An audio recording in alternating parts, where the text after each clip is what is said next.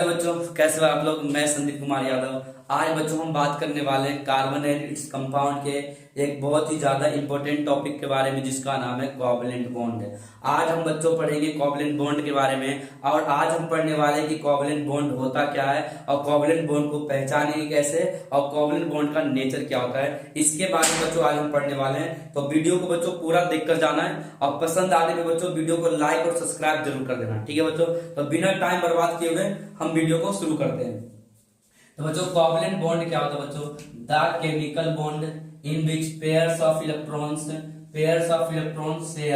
Shared का मतलब बच्चों होता है साझेदारी। शेयर का मतलब क्या होता है? साझेदारी। और बच्चों हम साझेदारी कब करते हैं? जब हमारे पास किसी चीज की कमी होती है।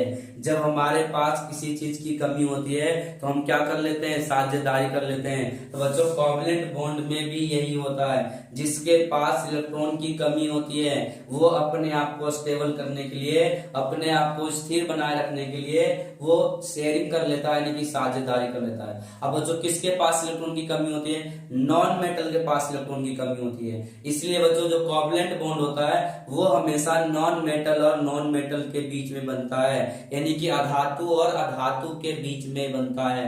क्योंकि नॉन मेटल के पास इलेक्ट्रॉन जो होते हैं कम होते हैं, यानी कि नॉन मेटल के पास, अधातु के पास इलेक्ट्रॉन की कमी होती है। इसलिए बच्चों कोवैलेंट बॉन्ड जो होता है हमेशा नॉन मेटल और नॉन मेटल के बीच में बनता है, क्योंकि यहाँ पे इलेक्ट्रॉन के शेयरिंग होता है, यानी कि साझेदारी होता है। और साझेदारी तभी होता है जब इलेक्ट्रॉन की कमी होती है। और किस तरीके से होता है बच्चों, ध्यान से देखते जाना। जैसे हमने क्या लिया बच्चों, एग्जांपल ले लिया H2। हाइड्रोजन हमेशा H2 के फॉर्म में होता है, ये बच्चों हमेशा ध्यान रखना है। बच्चों हाइड्रोजन के पास एक इलेक्ट्रॉन है।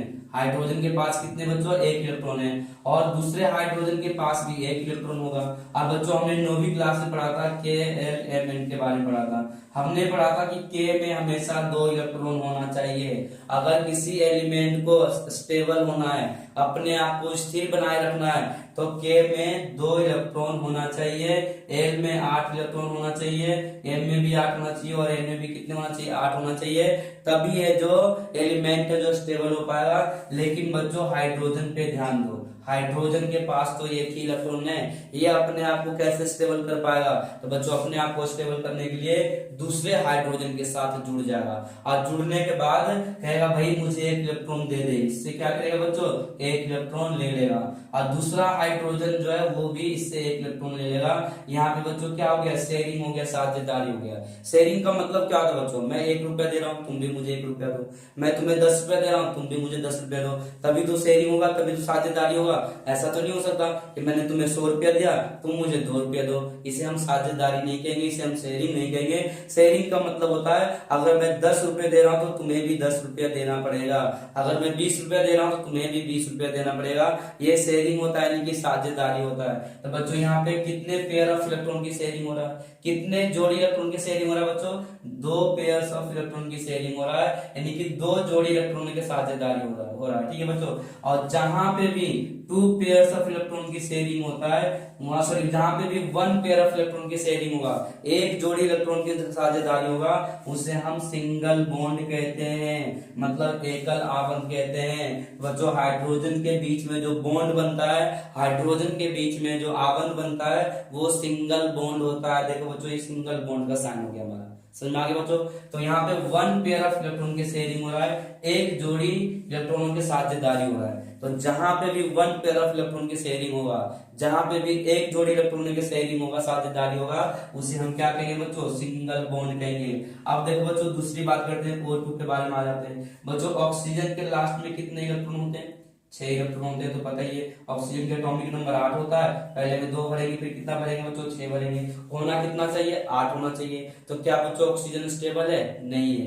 तो अपने आप को स्टेबल बनाने के लिए ये दूसरे ऑक्सीजन के साथ जुड़ेगा। इसके साथ जुड़ेगा बच्चों? दूसरे ऑक्सीजन के साथ जुड़ेगा। और किस तरीके से जुड़ेगा देख लो बच्चों। ऑक्सीजन के लास्ट में कितने इलेक्ट्रॉन है? 6, 2, 3, 4, 5, 6, 1, 2, 3, 4, 5, 6। ये क्या करेगा बच्चों? 2 इलेक्ट्रॉन ले लेगा। देखना बच्चों कितने इलेक्ट्रॉन पूरे हो गए, 8 इलेक्ट्रॉन पूरे हो गए। और ये भी क्या करेगा बच्चों, ये भी इससे 2 इलेक्ट्रॉन ले लेगा, इसके भी 8 इलेक्ट्रॉन पूरे हो जाएंगे।